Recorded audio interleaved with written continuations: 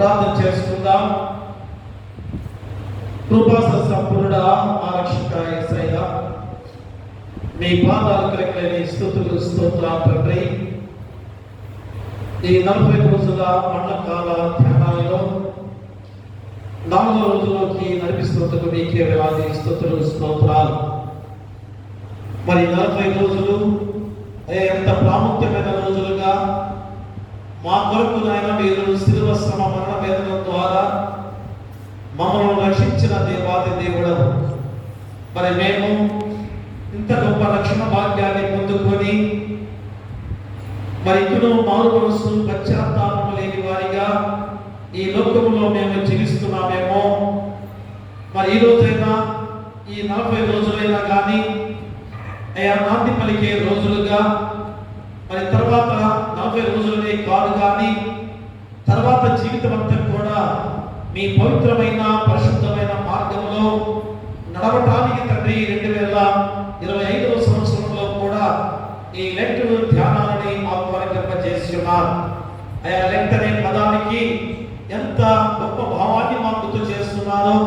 అయా పగలగొట్టుట, చీల్చబడుట అనే పదం ద్వారా మరి ఇంకనూ నూతన విధానంలో జీవించే విధానము, నికృతమైన న్యూ బిగినింగ్ గా మా జీవితాలను నూతన ప్రారంభంగా చేసుకునే రోజులుగా, వసంత కాలంలో ప్రతి వృక్షము కూడా ఆ ఎండుటాకులని, పాత రోతాకులను తీసివేసుకొని నూతనంగా చిగించే ఆకుల చేత ఎంత పచ్చగా కనబడుతున్న విధానము. ఈరోజు తండ్రి సృష్టిలో సృష్టింపజేసిన ప్రతిదీ కూడా ఎంత చక్కగా తండ్రి మీ ఆజ్ఞను పాటిస్తూ నడుస్తున్నాయో. మనుషులుగా, మానవులుగా మీ పోలిక చొప్పున సృష్టించిన మేమందరం కూడా మీ మార్గంలో నడుస్తున్నామో లేదో ఈ 40 రోజులు ఈ దీక్ష వ్రతంలో ఖచ్చితంగా మా హృదయాలు మీకు అర్పించుకొని తండ్రి హృదయ వేదనతో, పశ్చాత్తాపముతో పరితాపం చెప్పే బిడ్డలుగా కన్నీరు కారుస్తూ మా పాపాలను ఒప్పుకొని పరిశుద్ధమైన మార్గంలో నడిచే గొప్ప విధానమే ఈ యొక్క శ్రమల కాల ధ్యానాలు. కాబట్టి ఈరోజు 4వ రోజులు మీ దివ్యమైన వాక్కుల చేత మా హృదయాన్ని పట్టడానికి సిద్ధంగా వచ్చిన విధానంలో మీ యొక్క ఆ కృపను మరొకసారి బిడ్డ దయచేసి ప్రతి ఒక్కరిని కూడా త్వరగా నడిపించమని వేడుకలు ప్రార్థన చేస్తున్నాం. ఎవరు అశ్రద్ధ నిర్లక్ష్యం చేయకుండా ప్రతి మోకాలు మీ పాసంతలో మోకరిల్లి మీ నామానికే మహిమ, ఘనత, ప్రభావాలు కలిగించే బిడ్డలుగా ప్రతి ఒక్కరిని నడిపించమని, ఆరాధనతో కూడా మీరే తోడుగా ఉండి నడిపించమని ఈ కుమారుడు మా ప్రభువైన యేసుక్రీస్తు ద్వారా వేడుకొంచున్నాము తండ్రి. ఆమేన్. చూడరే క్రీస్తుని చూడరే నా సకులారా, చూడరే క్రీస్తుని చూడరే, చూడరే నా ముక్తి పదవిని రేణు దశకూడి నాడు, చూడరే నా ముక్తి పదవి రేణు దశకూడి నాడు, చూడరే క్రీస్తుని చూడరే నా సకులారా, చూడరే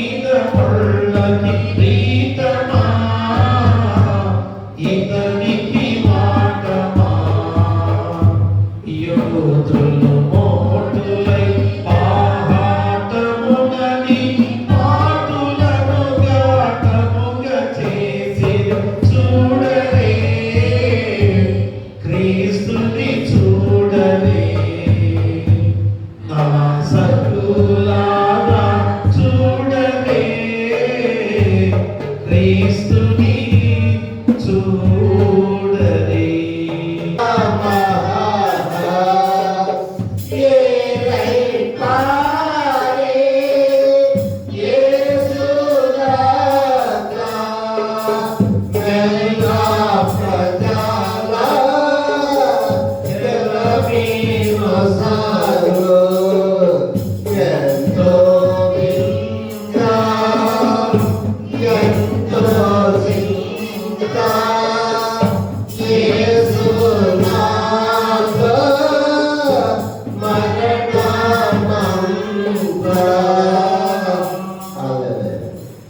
తండ్రి యొక్కయు కుమారుని యొక్కయు పరిశుద్ధాత్మ యొక్కయు నామమున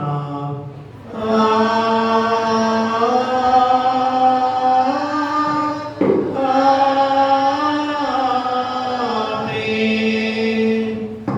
ఓ ప్రభువా నా పెదవులను తెరువుము అప్పుడు నా నోరు నీ స్తోత్రమును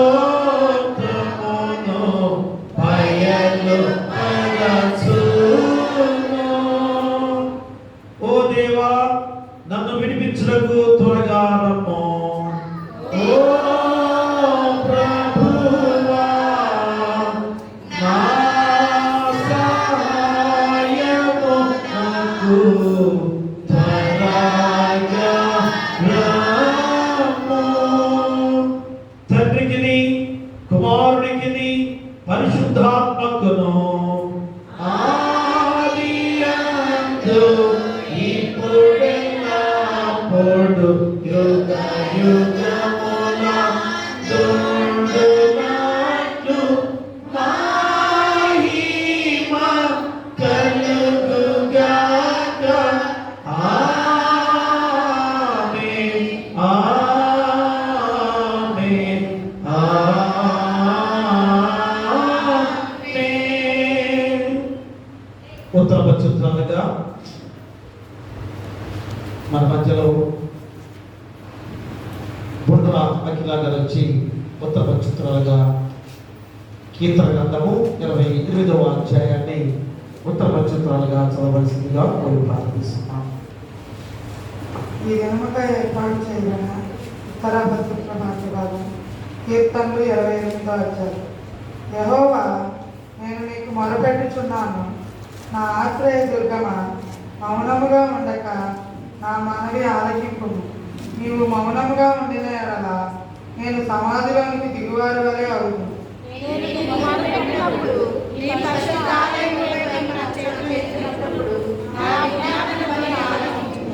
భక్తిహీనులను పాపము చేయువారిని నీవు లాగివేయినట్లు నన్ను లాగివేయకుము.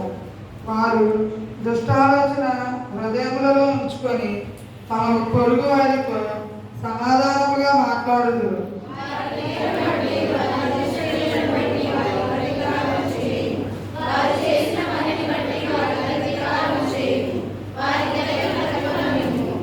యెహోవా కార్యములను వారు లక్ష్య పెట్టారు, ఆయన హస్తకృత్యములను వారు లక్ష్య పెట్టారు. కావున ఆయన వారిని వృద్ధిపరచుట నిర్మూలం చేయుము.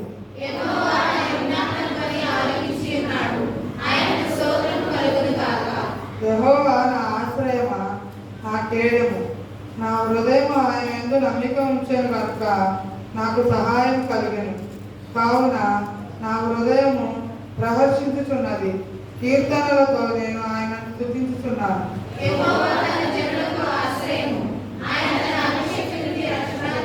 అందరం కలిసి నీ జనులను రక్షించుము, నీ స్వాస్థ్యమును ఆశీర్వదింపుము, వారిని కాపరిపై నిత్యము వారిని ఉద్ధరింపుము.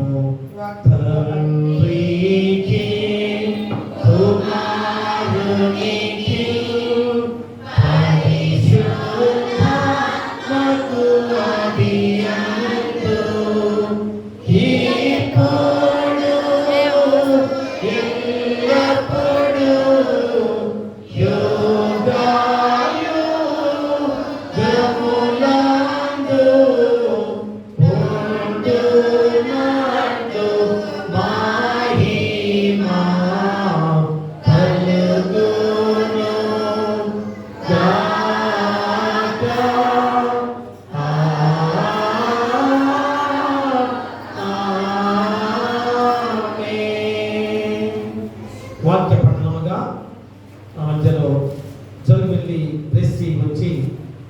చదవలసిందిగా ప్రార్థిస్తున్నాం. యోహాను సువార్త 11వ అధ్యాయము 47 నుంచి 57 వచనాలు. 53 వచనాలు. 47 నుంచి 53 వచనాలు. కాబట్టి ప్రధాన యాజకులను పరిసయ్యులను మహాసభను సమకూర్చి మనమేమి చేయుచున్నాము, ఈ మనుష్యుడు అనేకమైన సూచక క్రియలు చేయుచున్నాడే, మనం ఆయనను ఇలాగ చూచు ఊరుకుండిన ఎడల అందరూ ఆయన యందు విశ్వాసం ఉంచెదరు. అప్పుడు రోమీయులు వచ్చి మన స్థలమును మన జనుము ఆక్రమించుకొందురని చెప్పింది.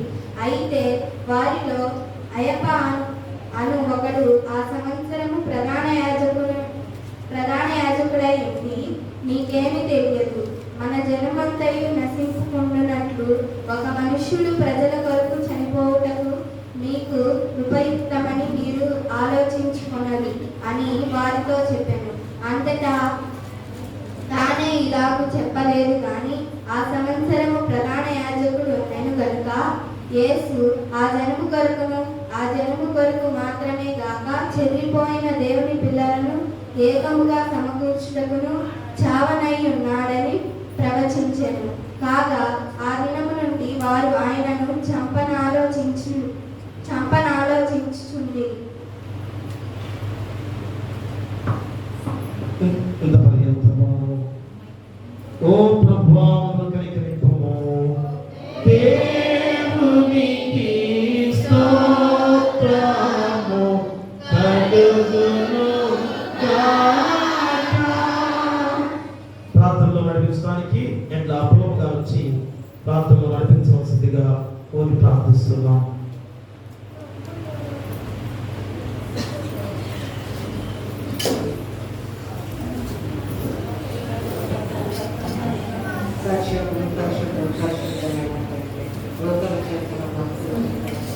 అలాంటి వేద బాబులు చేసిన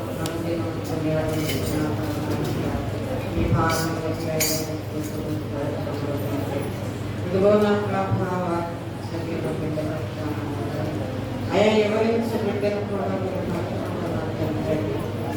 ఏం అవసరతుందో మీకు తెలియజేస్తున్నాడు.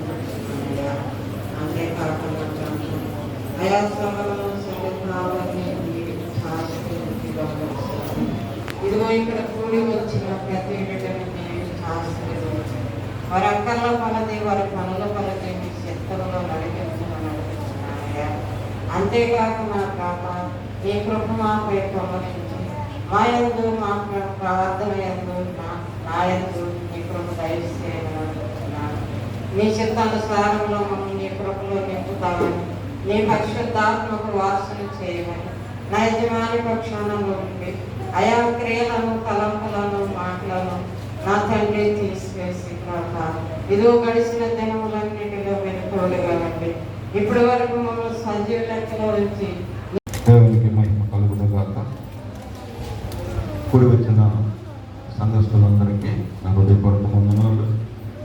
అదేవిధంగా అవకాశం ఇచ్చిన దైవజనులకు ప్రత్యేకమైన వందనాలు. మరి ఈ రీతిగా ఈ 2025 సంవత్సరంలో క్రీస్తు శ్రమల ధ్యానంలో మనందరినీ కూడా దేవుడికి రీతిగా దేవుని సన్నిధానానికి కొడుకుని వచ్చిన ప్రభు చూపుతున్నందుకు దేవాది దేవునికి అందరం ఒకసారి వందనాలు చెప్పబద్దులమై దేవునికి మహిమ కలుగునుగా. ఒకసారి కీర్తనలు 28వ సంకీర్తనలో 9వ వచనము ఒకసారి చదువుకున్నాం. నీ జనములను రక్షింపుము, నీ స్వాస్యమును ఆశీర్వదింపుము, వారికి కాపరువై నిత్యము వారిని ఉద్ధరింపుము. చిన్న ప్రార్థన చేసుకుంటాం. మహాపరిశుద్ధుడమైన ప్రేమ కలిగిన తండ్రి, నీ పాదములకు కలిగిన స్తుతులు స్తోత్రాలు ప్రభువా. ప్రియమైన దేవుని బిడ్డలారా, ఈరోజు మన వాక్య ధ్యానము యోహాను సువార్త 11వ అధ్యాయములో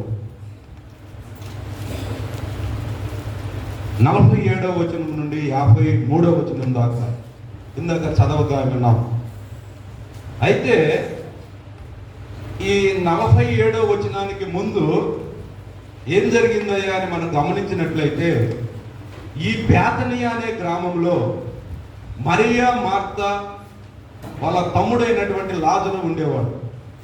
యేసుక్రీస్తు ప్రభువారు శరీరధారుడుగా ఈ భూమి మీద ఉన్న 33.5 సంవత్సరాల్లో పరిచర్య చేసే సమయంలో ఎక్కువగా ఈ బేతనికి వెళ్తూ ఉండేవాడు.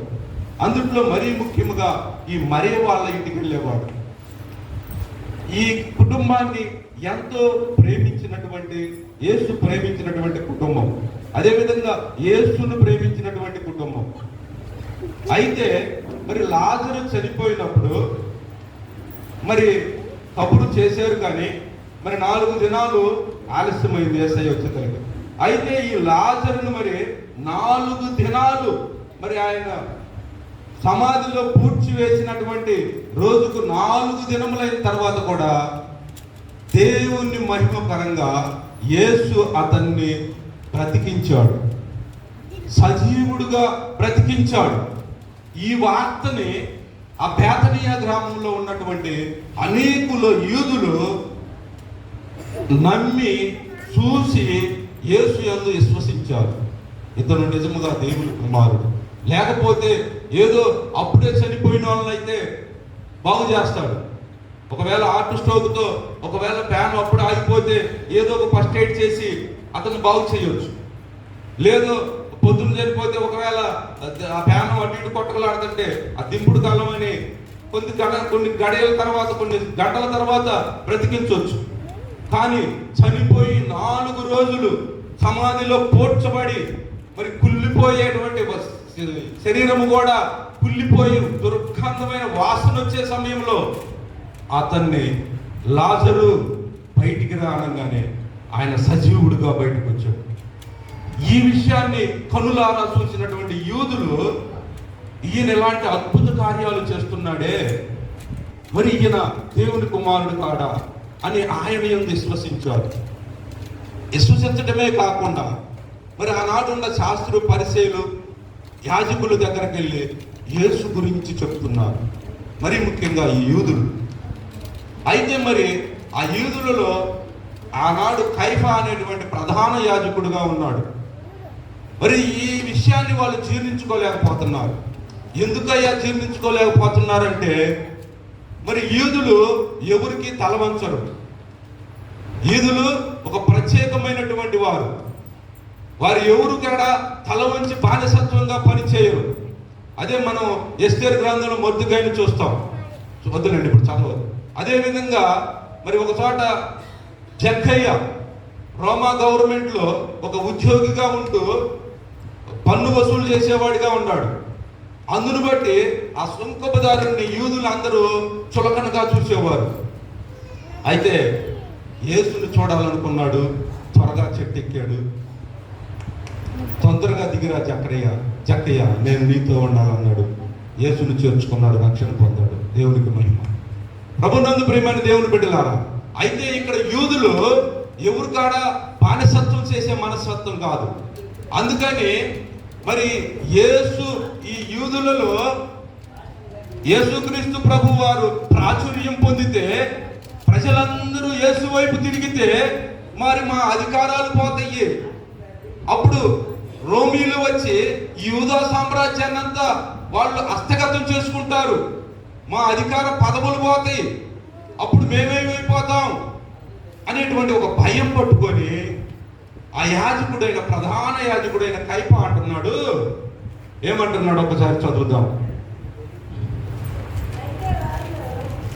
అయితే వారిలో కైఫా అను ఒకడు ఆ సంవత్సరం ప్రధాన యాజకుడై ఉండి, మీకేమీ తెలియదు, మన జనమంతయు నశించకుండానట్లు ఒక మనుషుడు ప్రజల కొరకు చనిపోవుట మీకు ఉపయుక్తమని మీరు ఆలోచించుకొనరు అని వారితో చెప్పాను. అయితే యూదులలో విశ్వాసం ఏంటంటే, ఇప్పుడు మన పాపము పరిహరించబడాలంటే కొవ్విన దూడలను, ఎడ్లను, పక్షులను బలిగా ఇచ్చేటువంటి ఆచారం ఉంది కదా. అయితే ఈ ఆచారం ప్రకారము మనందరి కొరకు, మరీ ముఖ్యంగా యూదుల కొరకు, యూదులందరి రక్షణ కొరకు ఒక మనుష్యుడు చనిపోవుట యుక్తమని మీకు తెలియటం లేదా? ఆ రోమీయులు వచ్చి మనల్ని హస్తగతం చేసుకోకుండా, మన యూదా దేశాన్ని రోమా ప్రభుత్వము ఆక్రమించుకోకుండా, మన దేశాన్ని మనం రక్షించుకోవటానికి, మన దేశ ప్రజలందరి రక్షణ కొరకు ఒక మనుష్యుణ్ణి బలిగా అర్పిద్దాం అనేటువంటి ఈ యాజకునికి వచ్చినటువంటి ఒక ఆలోచన. అయితే ఆ రోజుల్లో ఇశ్రాయేలు విశ్వాసం ఏంటంటే, యాజకుడు ప్రజలందరి పాపాల కొరకు సంవత్సరానికి ఒకసారి ఆ దేవుని మందిరంలో నిలబడి దేవునికి విజ్ఞాపన చేస్తాడు కనుక, యాజకుడు ఏ మాట అయితే చెప్తాడో అది దేవుని మాటగా వాళ్ళు విశ్వసిస్తారు. కాబట్టి ఆ యూదా ప్రజలందరూ కూడా ఈ కైఫా చెప్పినటువంటి మాట దేవుని మాటగా నమ్మారు, దేవుని మాటగా నమ్మారు.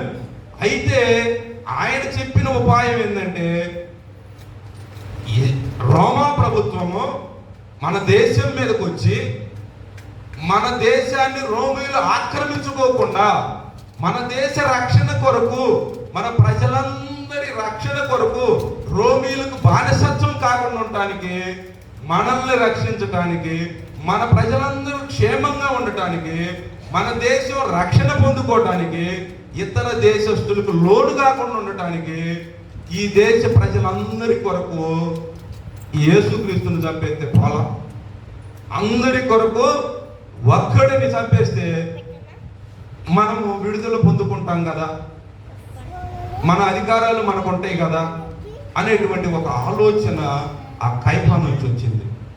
అప్పటి నుండి వారు యేసుని చంపాలని ఆలోచిస్తున్నారు. అయితే ఇది ఒక ప్రవచనముగా దేవుడు అతనితో తెలియపరిచాడు. ఏందయ్యా ప్రవచనం అంటే, యేసుక్రీస్తు ప్రభువారు సర్వ మానవ పాప పరిహార్థ బలిగా ఆయన తన ప్రాణమును పెట్టుటకు వచ్చాడండి. ప్రభునందు ప్రియమైన దేవుని బిడ్డలారా, సర్వ మానవ పాప పరిహార్థ బలిగా ఆయన తన ప్రాణమును పెట్టి మనల్ని అందరినీ విమోచించటానికి, ధర్మశాస్త్రము ఏమి చేయజాలకపోయెనో క్రీస్తు నందు అది నెరవేరెను. ధర్మశాస్త్రం ఏమని చెప్తుంది? ఈ పని చేస్తే ఇది పాపము, ఈ పాపానికి ఈ శిక్ష, పాపము పరిపక్వమై మరణమును కొనును, పాపానికి మరణమే శిక్ష, దీనికి ఇక తిరుగులేదు అనేటువంటి ధర్మశాస్త్రం చెప్తుంది. అయితే మరి ఆ పాపం నుండి నువ్వు ఎలా రక్షించబడతావు? ఈ పాపికి రక్షణ ఏది? ఆ విషయాన్ని మరి రక్షించడానికి దేవాది దేవుడు లోకమును ఎంతో ప్రేమించాడు. కాగా తన అద్వితీయ కుమారుని యందు విశ్వాసముంచువాడు నశించక నిత్య జీవము పొందునట్లు దేవుడు ఆయనను అనుగ్రహించాడు. ప్రభునందు ప్రియమైన దేవుని బిడ్డలారా, యేసు క్రీస్తునందు విశ్వాసం ఉంచిన వాడు నశించక నిత్య జీవము పొందును. అయితే మరి యేసుక్రీస్తు ప్రభువారు మనందరి పాప భారాన్ని ఆయన శిలువ మ్రానులో మోసి తన ప్రాణము పెట్టి మన పాపానికి వెల చెల్లించాడు. ఆ జనుల కోసమే కాదు, ఆ జనులంటే యూదా జనాంగం. అందుకనే ఇప్పుడు కూడా యూదులు రక్షణ మాకే సొంతము అని నమ్ముతారు చాలామంది. అయితే ఇంకా నమ్మనటువంటి వాళ్ళు, యేసుని ఎరగనటువంటి వాళ్ళు ఇంకా కొంతమంది యూదుల్లో ఉన్నారు. అయితే అన్ని జనులు, చెదిరిపోయిన దేవుని పిల్లలు, ఆ రోజు బబులోనుకు కొనపడిపోయిన అనేక దేశాలకు బానిసలుగా కొనిపోబడినటువంటి ఇజ్రాయిలు జనాంగము, వీళ్ళందరి కొరకు కూడా ఆయన పాప విమోచకుడుగా, పాపాన్ని విడిపించేవాడుగా, నీకు రక్షకుడుగా, నిన్ను విమోచకుడుగా ఆయన శరీరధారుడుగా మన మధ్యకు వచ్చాడు. అది మనం నమ్మాలి, ఆయన యందు విశ్వాసం ఉంచాలి.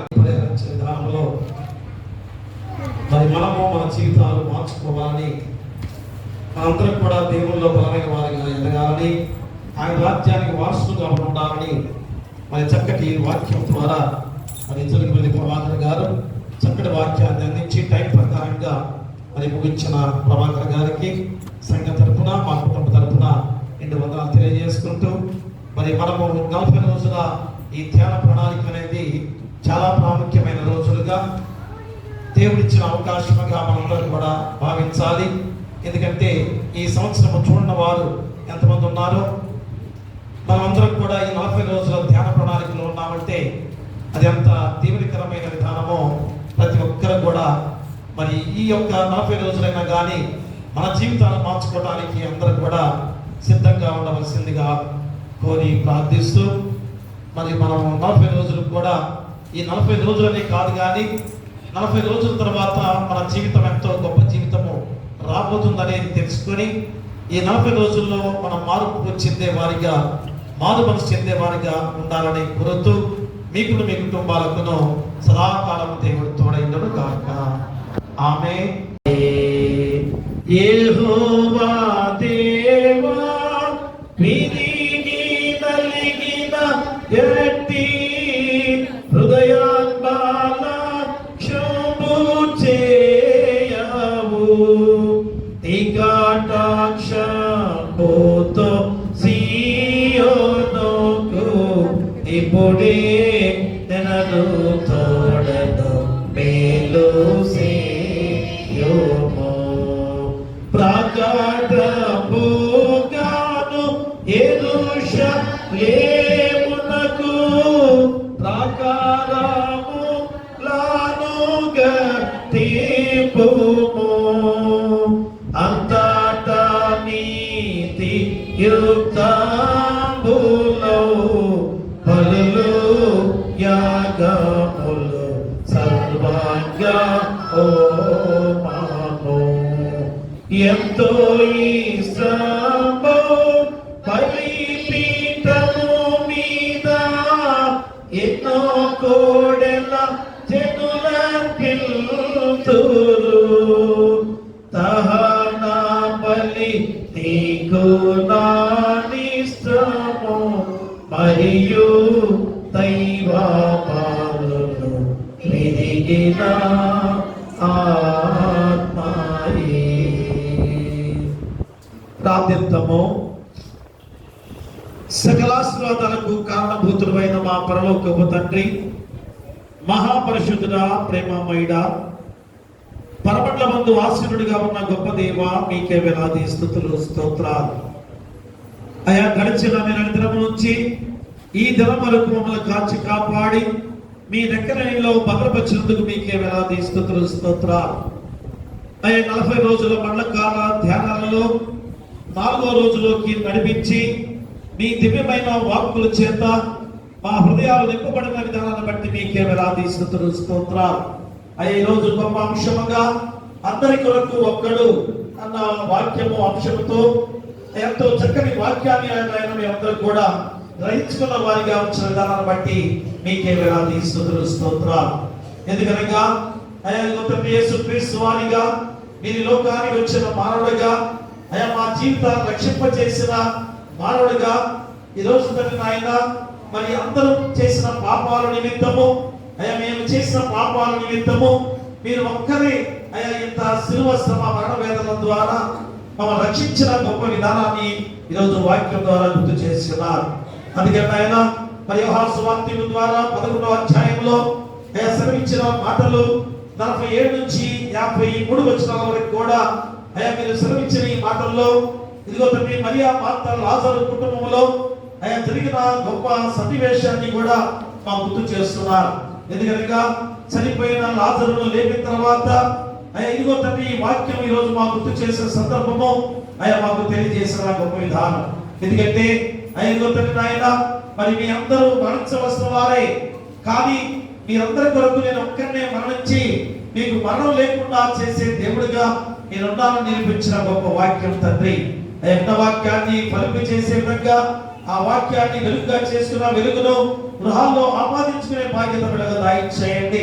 అలాగే తండ్రి లేవి కాండంలో 16వ అధ్యాయం 5 నుంచి 11 వచనాల్లో అయ్యా మీరు సాదృశ్యంగా 2 మేకలను మాకు గుర్తు చేసి ఉన్నారు.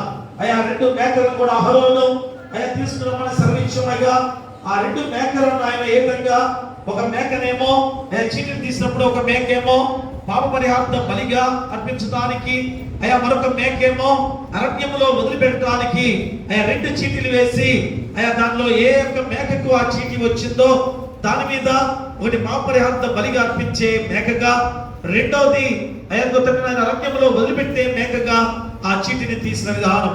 ఆ 2 మేకలకు కూడా అయ్యా ఒక మేక ఇదిగో తండ్రి నాయన పాప పరిహార్థ బలిగా అర్పించిన విధానాన్ని కూడా మాకు గుర్తు చేసి ఉన్నారు.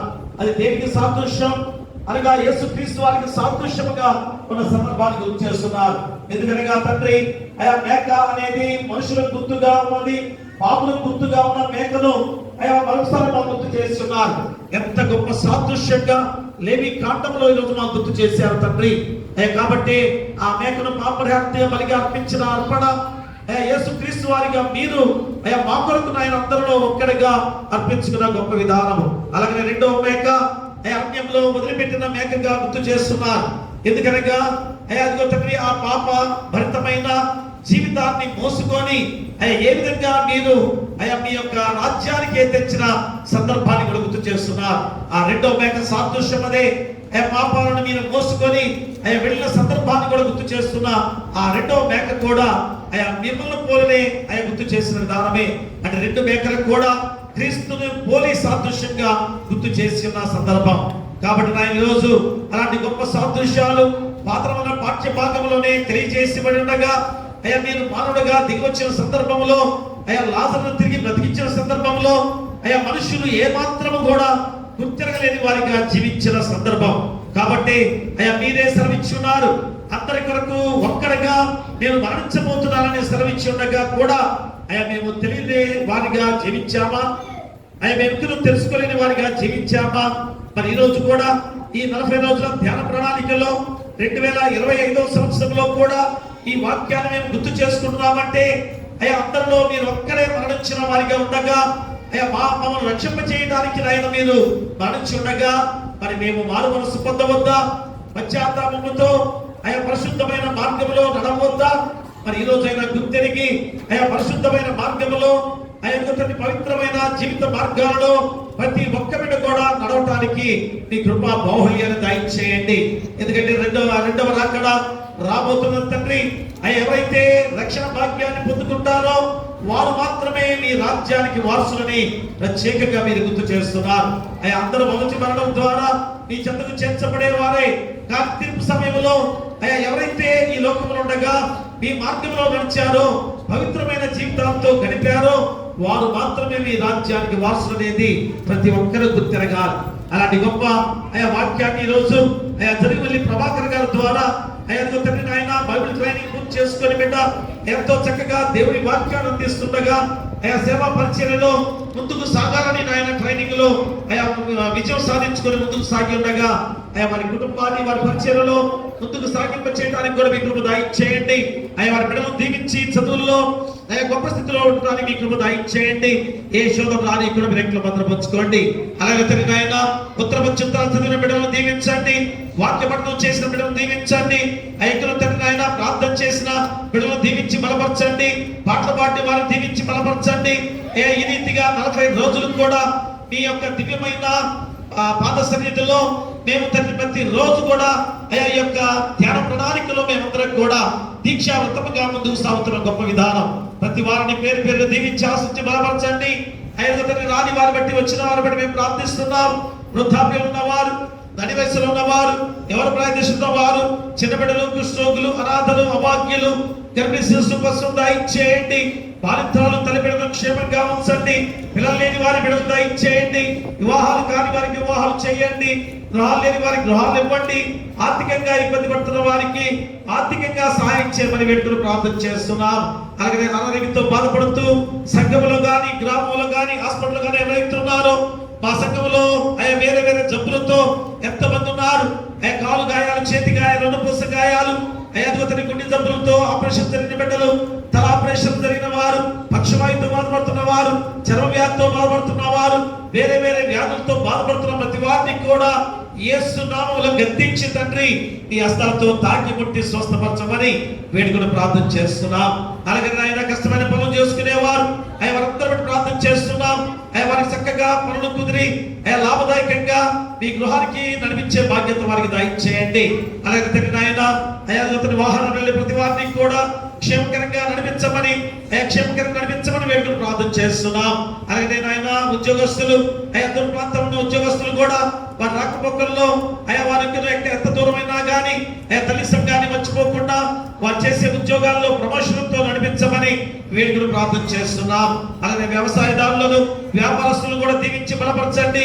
అలాగే విధవాళ్ళ పక్కన వ్యాజ్యం చేసి అయ్యా వారిని దీవించి బలపరిచి అయ్యా విధవాళ్ళను అయ్యా వారికి నాయన సహాయకులు మీరే కనుక వారి పక్షంగా మీరే తోడుగా ఉండి నడిపించమని వేడుకొని ప్రార్థన చేస్తున్నాం. అలాగే నాయన మరి ఎవరైతే సేవకులుగా ఉన్నారో అయ్యా గవర్నమెంట్ ఉద్యోగాలు చేస్తూ ప్రజల సేవ చేయడానికి ఏర్పాటు చేస్తున్నారో వారందరూ కూడా పేరు పేరు దీవించి బలపరచండి.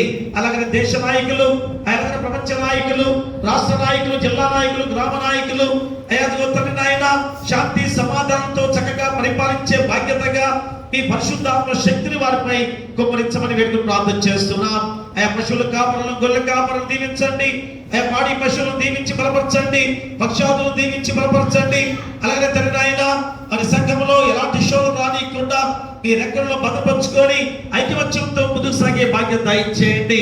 అలాగే నాయన నూతన దేవాలయ నిర్మాణ విషయంలో కూడా అయ్యా ఏ ఆటంకం జరగకుండా మీ కృపతో తోడుగా నడిపించమని వేడుకొని ప్రార్థన చేస్తున్నాం. ఎందుకంటే అయ్యా నూతన దేవాలయ నిర్మాణం అనేది అయ్యా ఎంత గొప్ప ప్రణాళికో అయ్యా నాడు దావీదు ఎంత గొప్ప ఆలయాన్ని నేను కట్టించాలి. ఇదిగో తండ్రి నాయన మా అందరికి కూడా అన్ని నివాసాలు ఉన్నాయి కానీ అయ్యా దేవుని ఆలయం లేదని ఆనాడు దావీదు తలంపుతో నడిచిన విధానం. కానీ దావీదుకు అవకాశం రాలేదు. అయినా కానీ ఏ బాధపడకుండా నా కుమారుడి ద్వారా ఆ దేవాలయం నిర్మించాలని ఎంత గొప్ప దేవాలయ నిర్మాణం చేపట్టిన విధానం. ఈ రోజు మా సంఘం కూడా అయ్యా మా ప్యారిష్ కూడా ఎంత గొప్ప ఆలోచనలతో తలంపుతో గొప్ప నిర్మాణం చేపట్టాలని ఆయన ముందుకు సాగుతున్నా ఉండగా అయ్యా ప్రతి ఒక్కరు కూడా సహకరించడానికి మీకు దయచేయండి. ఎలాంటి క్షోధలు ఉన్నా కానీ అవన్నీ కూడా చక్కగా కూర్చొని మాట్లాడుకొని ఎందుకనగా దేవుని ఆలయం అంటే అది చాలా చాలా ప్రాముఖ్యమైనది. అందరూ కూడా సమాధానంగా అందరికి కూడా ఏ మాత్రం కూడా తన ప్రపంచాలు లేకుండా చక్కగా కూర్చొని మాట్లాడుకొని సమాధానంగా శాంతియుతంగా మంచి దేవాలయంతో నిర్మాణంతో ముందుకు సాగడానికి కృప దయచేయండి. ఎందుకనగా అది నిర్మాణం చేపట్టిన విధానంలో అన్ని కూడా ముందుకు సాగింప చేసుకునే విధానంలో దేవాలయం ఆగకూడదు. అది చాలా చాలా నష్టదాయకమైన విధానం కనుక ప్రతి ఒక్కరు కూడా ఆ విషయంలో తండ్రి నాయన సమాధానంగా మాట్లాడుకోవడానికి నాయన ప్రతి ఒక్క బిడ్డ కూడా కూర్చొని మాట్లాడుకునే బాధ్యత దయచేయండి. ఎందుకంటే అంత గొప్ప ఆలోచన చేసిందంటే దైవ నిర్ణయమే, దేవుని నిర్ణయము. కాబట్టి దేవుని నిర్ణయాన్ని ఎవరికి కూడా ఆయన మరి దాని ముందుకు సాగింప చేసుకోవడానికి ప్రయత్నం చేసే విధంగా మీ కృప దయచేయండి. మరి ఈ యొక్క గొప్ప సమయంలో మా సంఘంలో ఉన్న ప్రతి బిడ్డను దీవించండి. ఏ శోధన దానికి కూడా మీరు భద్రపరచుకోండి. అలాగే చదువుకునే బిడ్డల విషయంలో ఇంటర్మీడియట్ ఎగ్జామ్స్ రాస్తున్నారు. హాస్టల్లో ఉన్న బిడ్డలు దూర ప్రాంతాలకు వెళ్ళి హాస్టల్లో వారు ఎగ్జామ్స్ రాస్తున్నారు. మా బిడ్డల పేరు దీవించి బలపరచండి. మంచి విజయాలతో ముందుకు నడిపించండి. 10th క్లాస్ ఎగ్జామ్స్ కూడా రాబోతున్నాయి. వేరే ఎగ్జామ్స్ కూడా బిడ్డలు రాస్తున్నారు. ఈ ఎండ దెబ్బ తగలకుండా చక్కగా విజయంతో ముందుకు సాగడానికి కూడా మంచి ఉద్యోగాలు స్థిరపడడానికి కూడా మీకు కృప దయచేయండి. అలాగే ఆయన సమయంలో డెలిగేట్ గారిని సంఘ పెద్దలను కుల పెద్దలను బిసిసి వారిని అలాగే సర్వాధిని దీవించి బలపరిచి సంఘానికి అభివృద్ధి చేసే మార్గంలో నడిపించడానికి మీకు కృప దయచేయండి. అలాగే తండ్రి సమయంలో యనమాల సుశీలమ్మ గారు మీ చెంతకు చేర్చబడి ఉండగా ఈ రోజు సమాజం తోటలో భద్రపరిచి ఉండగా వారి బిడ్డలందరూ కూడా 11 మంది సంతానాన్ని దీవించి బలపరిచి ధైర్యపరచండి, ఆదరించండి, ఓదార్చండి. ఎందుకంటే తల్లి ఎంత గొప్ప దీవెనకరంగా 11 మంది సంతానం కూడా ఎంతగా దీవించబడిన గొప్ప విధానం. కాబట్టి వారి యొక్క దుఃఖంతో ఉన్న హృదయాన్ని వారిని కన్నీటి బాష్పవిత్తులని తుడిచివేసి మంచి ధైర్యంతో ముందుకు సాగి ఇంకనూ కుటుంబాలు దీవించబడే విధంగా మీ పరిశుద్ధాత్మ శక్తిని వారిపై కుమ్మరించండి. మరి సమయంలోనైనా బిడ్డల మళ్ళా తిరిగి వెళ్తుండగా రేపటి దినములో పరిశుద్ధ విశ్రాంతి దినములో పాల్గొనబోతుండగా మీ పరిశుద్ధాత్మ శక్తిని కుమ్మరించమని మా సంఘం చుట్టూ గ్రామం చుట్టూ మీ దేవదూతల కంచెగా ఉంచమని నీ కుమారుడు మా ప్రభువైన యేసుక్రీస్తు ద్వారా వేడుకొంచున్నాము తండ్రి. ఆమేన్. పరలోకమందున మా తండ్రి, నీ నామం పరిశుద్ధపరచబడును గాక, నీ రాజ్యం వచ్చును గాక, నీ చిత్తం పరలోకమందు నెరవేర్చును భూమి మీద నెరవేరును గాక. అనుదినాహారం నేడు మాకు దయచేయము. మహిళ అపరాధము చేసిన వారిని మేము క్షమించున్న ప్రకారం అపరాధములను క్షమించుము. శోధను తెగా దుష్టును తప్పించుము. రాజ్యమును శక్తియు మహిమయు నిరంతరము నీవై ఉన్నవి. ఆమేన్. మన ప్రభువైన యేసుక్రీస్తు ప్రేమ, మన తండ్రి అయిన దేవుని కృప, పరిశుద్ధాత్మ అన్యోన్య సహవాసము ఇదిగో తండ్రి యొక్క 40 రోజుల శ్రమకాల ధ్యానాలలో 4వ రోజులు నడిపించి అందరి కొరకు ఒక్కడు అన్న అంశం ద్వారా అయ్యా మా కొరకు మీరు ఎలాంటి శిలువ యాగములో అర్పించుకొని మా అందరి కొరకు మీరు ఒక్కడే మరణించిన విధానాన్ని కూడా మేము తెలుసుకొని ఇప్పుడైనా మార్పు చెందే వారిగా అయా చక్కని వాక్యాన్ని గ్రహించి వెళుతున్న ఈ బిడ్డలకు అయా రాని వారికి, సంఘానికి, గ్రామానికి, దేశాన్ని, ప్రపంచంలో ప్రతి బిడ్డలకు సదాకాలము తోడైనను గాక. ఆమేన్. కట కట పాప కటము